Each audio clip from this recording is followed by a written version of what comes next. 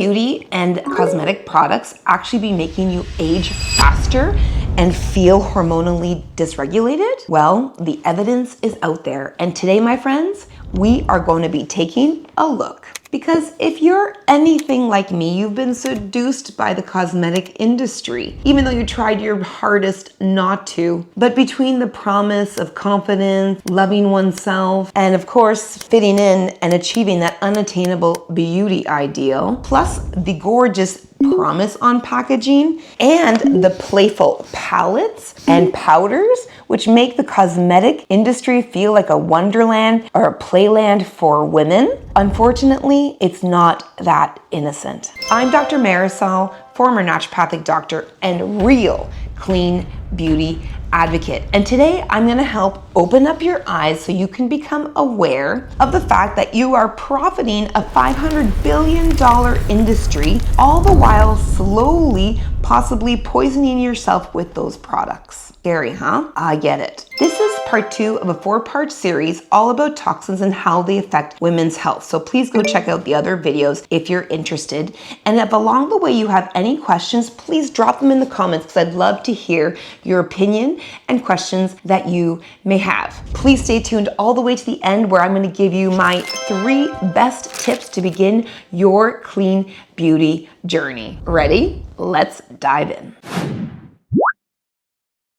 It's a hard pill to swallow to think that you and I may actually be guinea pigs to the cosmetic industry. And the reality, though, is that this is not new news. Here's a book that was published back in 1933 that is entitled Hundreds of Millions of Guinea Pigs and discusses the cosmetic, food, and drugs that contain different toxins in them. But beyond history telling us about this, we even see the use of toxins in cosmetic dating back to the beginning of time. Nefertiti in Egypt, who is renowned for her gorgeously lined eyes, was using a cold, dark, black lead liner. The women and empresses of Rome, as well as the Elizabethan era, because of the beauty standard of the time, all were in search of a lighter, whiter skin because it meant greater status. And so they would use a combination of white vinegar and lead, just a dream to absorb within the skin in order to achieve this end. But here's what I find is the most disturbing, is that in the EU, the European Union, they outlaw 1,300 ingredients for the cosmetic products. Now in the USA, only outlawed are 8 ingredients. This is dangerous and scary, and we in the United States need to get up to date on what ingredients are toxic so that we can do something about it. Either it's not in the product or you're choosing to pick a product that doesn't have it. I know what you're thinking. Somebody's gotta be testing these products. Reality? Nope. In fact, there are no requirements to test products before launching them to market in the cosmetic industry or the ingredients for that matter. The only area the FDA has any control of is if there are food coloring additives in those cosmetic products. This leaves us in a very, very vulnerable position where we're at the mercy of the companies to actually test pre-market. But here's the thing, it's not required, and testing takes both time and money. And if it's not a requirement, I highly doubt that the corporations will be taking those extra added value steps for your safety. And it's just astounding because you can't deny the research that's found on databases like PubMed, Science Direct, discussing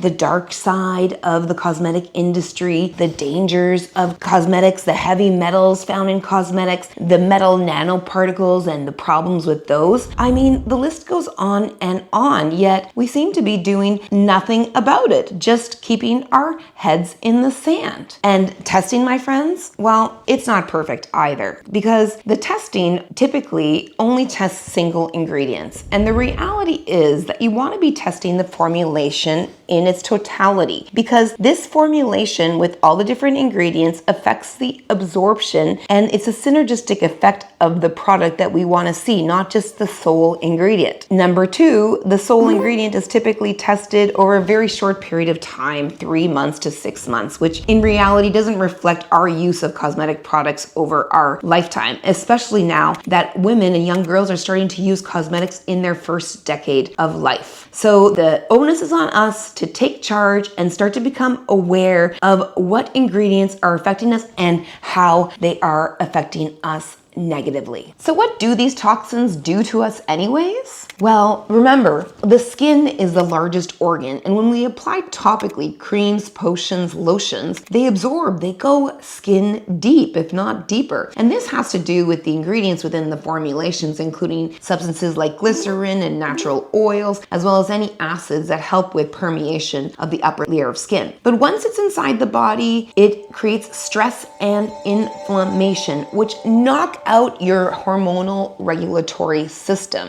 leaving you with the most uncomfortable of symptoms, such as temperature dysregulation with hot flashes and night sweats, foggy brain, memory loss. Of course, you might be experiencing digestive disturbances or bloat. You'll have skin problems, joint pain all over your body, and literally the list goes on and on. It was no surprise to me in my practice that over the last decades, with increasing toxicity in our cosmetics and environment, that I started seeing in clinical practice more cases of autoimmune-induced Hashimoto's thyroiditis, as well as Alzheimer's disease and osteoporosis. All these conditions are correlated to heavy metals in our bodies. That's right. So my friend, it makes you think, is that moisturizing lotion that you're applying to your skin regularly every single day for how many years of your life? Is it really going to be helping you to look and feel better, or will it really just unbalance your hormones and make you age fast? So how did I end up down this rabbit hole anyways? Well, I was in my 20s and my very first job working for a homeopathic pharmaceutical laboratory called HEAL. HEAL specialized in the science of toxins in the human system, homotoxicology. So my time during that company, I learned a great deal about toxins. And from their number one selling product, I learned one of the best lessons ever. So their best product selling was Tromiel. And I love Tromiel, and it contained 12 medicinal ingredients that were homeopathic. And I really only focused on the medicinal ingredients and not looking at the underlying ointment that was carrying the medicinal ingredients until one day I did. And when I started reading them, let me read them to you. Cetosterol alcohol, heavy mineral oil, white petrolatum, purified water, and ethanol. What shocked me was that many of these ingredients are petrochemical derivatives. That's right, from crude oil. And people are slathering this cream all over their body. So it worried me and I didn't like it. And I didn't work with the company for that much longer after that because ethically it didn't fit in who I was. But I still was at the very beginning of learning about this entire world. And then I delved deeper in my clinical practice because I was making sure that I wanted the very best supplements for my patients, and they had to be, have certain ingredients, they had to be bottled and packaged in a certain way. And then most recently with my company, Queen of the Thrones, which specializes in castor oil and castor oil packs, I learned a great deal about chemicals, about the way things are transported, and castor oil specifically needs to be transported in glass. But I didn't trust the other companies to actually transport it in other things like steel drums, like we do, versus plastic drums, because the plastic drums are way cheaper. So I started the company out of need for products to help my patients. And it's interesting because as I've gone through my life and over time, since my early 20s, I've been little by little taking out the toxins out of my life. And that's what I'm gonna hope you do too, little by little. Don't try to do it all at once because it's too shocking to the system and you won't have long-term change that way. So as I started changing and getting rid of certain ingredients and finding new ones, there's been some places, especially in beauty and cosmetics, that I've gotten stuck, especially with like eyeliner and mascara. I'm still on the search for an awesome liquid eyeliner and mascara, and you probably will be too. But what I do know is that little by little, I'm doing better. And the goal of my doing these videos and teaching you about toxins, that little by little, you can do better as well too, which I think is the important fact. So now as we go in to speak about the usual suspect chemicals that are found in our cosmetic beauty care products, it's gonna be a fun ride because you're gonna have a few tools that are gonna help you to right away start at least to read the labels and be able to say goodbye to certain products because they may have too many of the bad ones or just too high of a concentration concentration of just one of the bad ones. All right, sounds good? All right, let's talk about the usual suspects. As we delve in deeper into the dark side of the cosmetic industry, I think it's very important for us to have context. Check out the statistic. According to the EPA, which is the Environmental Protection Agency, women use 12 products daily and regularly, and within those 12 products, they're exposed to over 168 chemicals. Men, on the other hand, use 6 products regularly and daily, and they are exposed to 85 different chemicals. That's a lot of chemicals and exposure, and a big mix of soup of things we don't want in our bodies, definitely not daily and definitely not regularly. So what is a person to do? Okay, let's talk phthalates. Phthalates are forever chemicals, and which means that they last forever in the environment and in our body. And you find them in fragrances, on beauty and cosmetic packaging, and also in soft plastic. So a good reason to avoid soft plastic. The biggest problem isn't that they're only forever chemicals, but it's actually that the dosage that you require to have a negative hormonal effect on your body is micromolecular dosage, which means you need a very, very small amount. And to put it into context, into a personal experience, you'll remember maybe one time going to a friend's house or hugging somebody, and they're wearing either strong perfume or their house or home has a lot of scents in it, and you leave them or leave their home and you're still smelling like them. That is an example of scents that are composed of phthalates and what you would see every day. Some of you, like myself, will be sensitive to smells, especially if you have multiple chemical sensitivities. We're known as the canaries in the coal mine because for us, we tend to smell toxins out because they irritate us so much and make us feel so bad that it actually, in a way, although it feels like a curse, is a godsend because it has allowed us to stay not exposed to these chemicals. And furthermore, we don't know which chemicals are in our products because companies only list phthalates as fragrances. And this is due to a loophole known as the fragrance loophole, which is an archaic law that was hundreds of years ago that was done, and which would preserve the secret sauce or recipe of the perfume or the smell for the company as a trademark. So companies don't need to disclose the ingredients of their fragrance, because if the fragrance was all designed from essential oils, it would be an awesome thing. We'd be totally loving that fragrance, but the reality is they're not. So what you want to do is make sure that you check on the packaging and look for the word fragrance, and if it contains it, don't buy it. The other thing is the packaging. If the packaging is in plastic, remember plastics also contain phthalates, so you're going to get doubly exposed by the fragrance and the plastic packaging. So this is a good reason why you want all your packaging for your beauty care products, because they contain so many oils, and all of your oils to always be packaged in glass. So there you have it.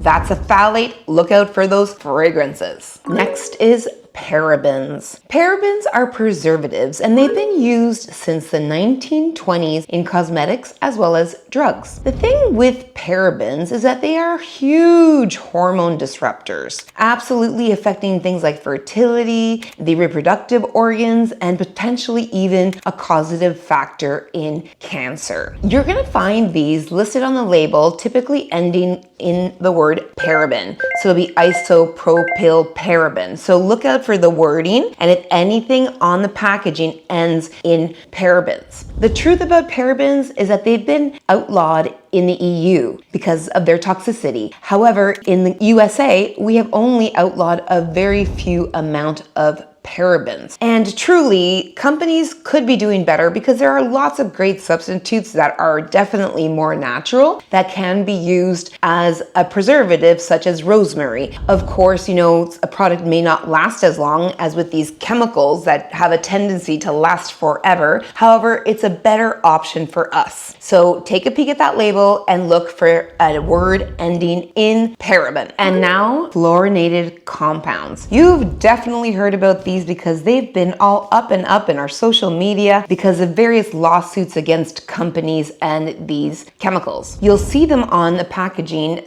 as PFOSs or PFASs. So that's the short form the majority of the time. The way that it is used in the beauty and the cosmetic industry is to condition and smooth the skin, hair, and nails. So the thing is you're gonna find it throughout our products, from blush to hair care to body care creams, moisturizers, eyeshadows, the list goes on and on. For us, the big problem with that is the fact that this chemical molecule contains fluoride, which is why it's a fluorinated compound. And fluoride is of the family of halogens from the periodic table of elements. And fluoride mimics a very well-known nutrient that we need for our thyroid, which is iodine. And so this is where there are problems with hormonal disruption, but also long-term issues with things like hormonal cancers with these fluorinated compounds. So they're really a big deal. So the ideal with the fluorinated compounds is truly to no longer use them.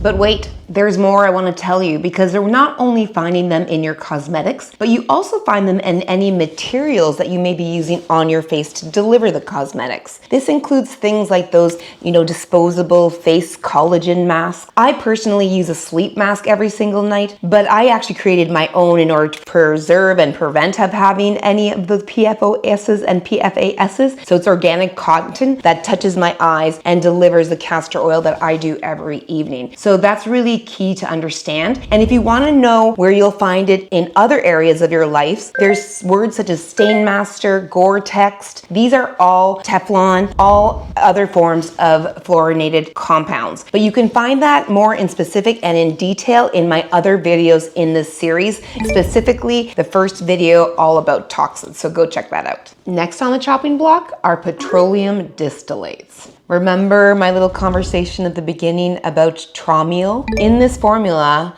heavy mineral oil as well as petrolatum were the ingredients that are petroleum distillates. These chemicals and formulas are made by basically the vaporization that occurs during petroleum processing. So I know scent of gas at the gasoline station is totally intoxicating. So I'm confident that these petroleum distillates are also toxic too. And the research proves it. So where do you find them most commonly? Well, the area I find them most commonly is in creams and lotions, medical ointments, typically if it's a white cream or even something like a Vaseline base. Vaseline is a known derivative of petrochemicals. So we really want to be careful. And honestly, I have to tell you, it's very frustrating to see byproducts of gasoline in my personal cosmetic products. But even worse than that, I was at the grocery store and the drugstore yesterday, and you know what I saw? I saw the whole aisle of Vaseline, and it was just really sad because who's being marketed to use these different products is, well, babies and children for things like bum rash and to protect them. And the whole idea of putting that on a baby's bottom with the skin being so gentle just completely irks me and is absolutely just wrong. And then the other side of the coin is the social media trends that are happening right now with petroleum distillates. People are doing what's called oil slugging. So this is the practice of when you put Vaseline all over your face, and the idea is that it creates like a moisture block which keeps the moisture in and it doesn't absorb. And they will wear this for at least an hour to all night long, which I think is just the most toxic thing ever. So take a peek at those bottles, make sure you're looking at things, and also don't forget that it's not only products in the beauty industry, but it's also treatments and services. Have you ever heard of paraffin wax treatments for your hands? Paraffin is another well-known petroleum distillate. So it's just about everywhere in both our cosmetic products and our cosmetic treatments. So now you're aware. I wanted to wrap up the discussion on petroleum distillates, highlighting this one key toxin, PEG, polyethylene glycated ingredients. So that is typically oils such as castor oil, as well as oleic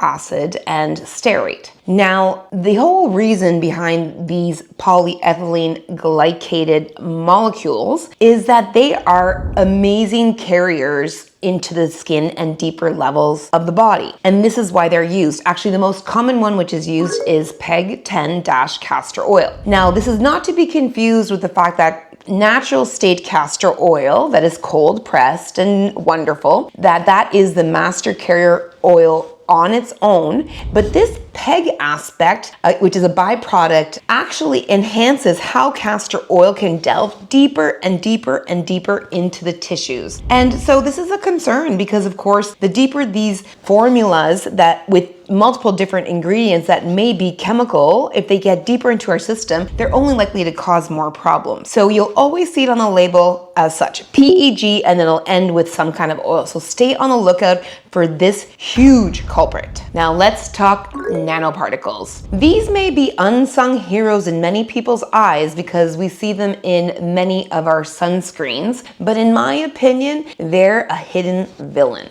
You'll find them under the name of things such as zinc oxide and titanium dioxide, probably the two most used nanoparticles. I find oftentimes too magnesium aluminate oxide in many eyeshadows as well as blushes, etc. in cosmetics. The biggest problem with these guys, although we love them for our sunscreen blocking ability, what we don't love them for is that they go so deep in the different layers of the skin, because a nanoparticle is basically a molecule that's been chemically designed to be teenier and tinier so that it can get through all the different layers, ending in the dermis. But the dermis has the blood vessels and the lymphatic system, and this means that these molecules are going and spreading throughout our entire system. And the research, my friend, shows things like cell death with these molecules, and that it most definitely has an impact on our health. They just don't know what it is. So at this time, they consider it safe. This is something that bothers me a lot in medicine as well as in research, that if scientists don't know, they always say we need more research instead of taking action and making something happen on the marketplace and removing them until they know that they are actually good for us, don't you think? Right?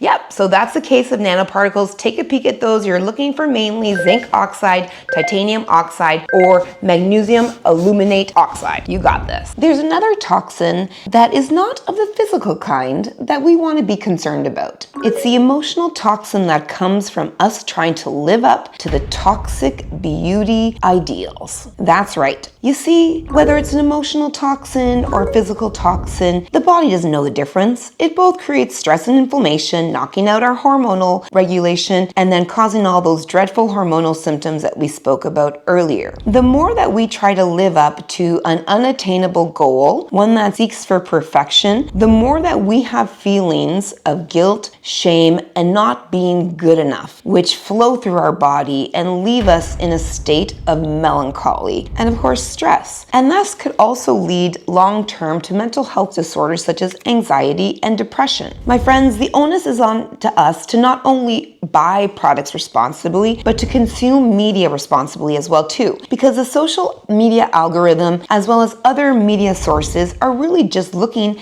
at what you're consuming. Say for an example, you begin to nitpick about a certain area of your body, let's make it your nose, and you happen to just search nose jobs on social media. Well, guess what? Post and post after post will be about nose jobs, and you'll hyper obsess about the problem, and each time you look at the mirror, you'll put more attention on it. And where attention goes, energy flows, and this causes more and more problems for you. So it's about time that we take self-responsibility, not only in body in our products, but also in the media that we're consuming. It drives me absolute bonkers that companies are irresponsibly putting in ingredients into their cosmetics and beauty care products that are no good for our bodies. It drives me nuts. But you know what else drives me nuts? Greenwashing. Have you heard of it? Well, greenwashing is a practice where you make a product look as though it is more natural, more organic by using things like colored green, saying it's natural or natural this or organic that, when truly there's only a small percentage that may be organic or that may be natural. And the green color, it confuses you because typically we think, oh, green and natural. There's so much greenwashing out there. It even includes the words that companies say in terms of promotion of their product, right? And it goes beyond now of just greenwashing. Now there's an entire principle of also clean washing, because greenwashing also tends to work on the angle of sustainability, and companies promote themselves as being sustainable, but truly, how sustainable is it to put chemicals into the environment that are forever chemicals? You tell me. I don't think so, but that's my opinion. And then clean washing is the practice of calling your product a clean beauty product, when in reality, it isn't clean. Clean beauty products should be all natural, all organic, and not have any toxins or chemicals within them. So it's time that you boycott these companies and corporations for doing practices like greenwashing and clean washing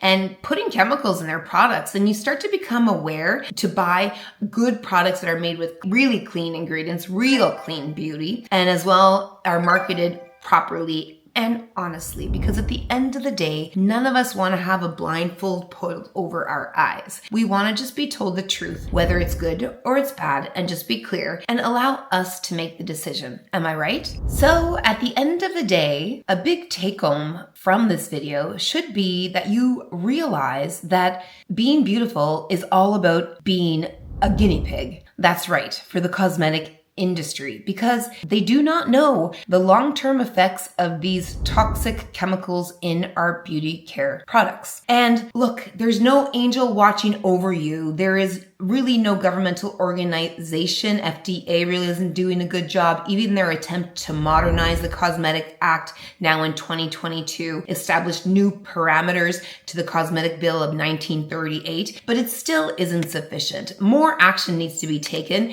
Ingredients need to be taken out and unavailable to be used in the cosmetic world and beauty world, because it's definitely not doing us any good. These cosmetics, which are supposed to make us look better, feel better, be more beautiful, age less, are making us age faster, feel hormonally disbalanced, and overall dissatisfied with our purchases, right? Because when we start finding out what these things are doing, it hurts and it's hard. And then you start to look for ways to change. So you're going to probably be thinking, well, I can just use an app. There are multiple apps out there. Think Dirty is one of them to name. And my one caution with the apps, they're great because they're the only tool that we really have here in the United States to be able to know what would be a cleaner version of a product. But the reality is that these apps work based off of the guidelines of the MOCRA, or Modernization of the Cosmetic Regulatory Act, a branch of the FDA. And the issue with that is that, well, you know, the EU bans how many chemicals, and the US is barely banning any chemicals, right? So the banned chemicals or the dangerous chemicals aren't really going to be spoken about because they're not using them adequately, or they haven't been tested and studied adequately. So,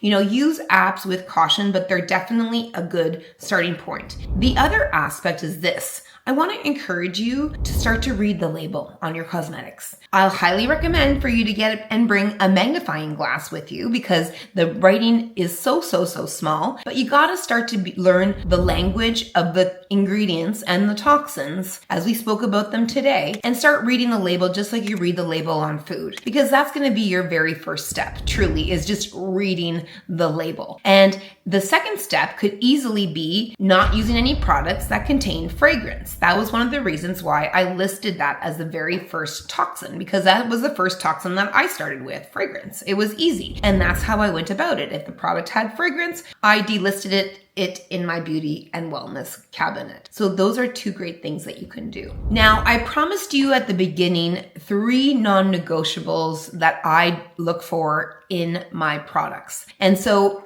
this is the big tip. 3 of them. Number 1, packaging and format. Products need to be packaged in glass. That's it. Bottom line, and especially when it comes to cosmetics, because cosmetics are so full of essential oils and natural oils, and then even chemically manipulated oils, that it's highly likely that these chemistry molecules are going to be absorbing the plastics, the microplastics, and the phthalates, and other components of plastic that are toxic. And those are going to be entering into our body, especially if there are ingredients like the PEG ingredients that increase the absorption, or if there are nanoparticles as well too, which many of our products contain. So that's a key thing. And then format? Well, aerosols aren't great for you because they contain a lot of petroleum distillates, right? Like butane, etc. So it is better any day of the week, instead of sprays or powders, because again, powders have a lot of particulate matter that you could inhale, is to go with creams. Creams is a much better format. So you'll find that'll help you a lot more than otherwise, okay? Okay, then my second biggest tip is to be very, very cautious with greenwashing. Learn how companies are marketing towards you. Learn what they're doing, how they're speaking. What are they doing on their box? That natural colored fiber that looks like a lunch bag. That is an element of greenwashing. What are they saying to you? Oh, it's organic, when they only have 1 or 2 or say 5 ingredients out of 30 that aren't organic. You see? So these are important principles to really take a hold of. Don't believe the product if they say it's clean beauty or it's green. Don't believe it until you see it with your own eyes. May the force be with you. And you have the eyes to do it, so do it. Just get yourself a magnifying glass. It's the best thing I ever did. Okay. And now, number 3, my last one is know the company that you're buying from and buy directly from the company. Avoiding platforms such as Amazon, where you can easily get counterfeit products. If you look here, let me show you an example of this. This is my castor oil at Queen of the Thrones. This is my bottle, and you'll see we say organic golden castor oil. I don't know if you can see that, but this is a counterfeit product that was made to mimic my product. However, they got the spelling of golden wrong and they wrote it Glodden. But how similar are these two? Very, very similar. So there's a lot of counterfeit product on marketplaces, so you just want to stay away from them. And secondly, you literally want to create a relationship with the company whose products you're using. I create a relationship with every company that I use their products because I get very, very brand specific, because I want to be with brands that are doing good in the world, that are ethical, and are choosing their ingredients wisely, because, well, that's what I believe. That's what I do in my company. So I believe every company should do that as well too. So there you have it. That's our takedown of the cosmetic industry and everything that you needed to know to get you started right now on removing those chemical toxins from your life. Believe me when I say this, you're worth it. And it's so important to do this. And you might not feel the benefits right away. But let me tell you, initially, the benefit you feel is proud of yourself for making steps and taking and doing change. And then eventually, you start to feel better in your body and look better as well too. So I just wanted to let you remember that you are royalty, queens. You really, truly are. And make sure you deserve, and people should be treating you well like royalty, and so corporations also that you purchase products from. So be well, queen. Love you lots, and we'll see you on the next video. Bye.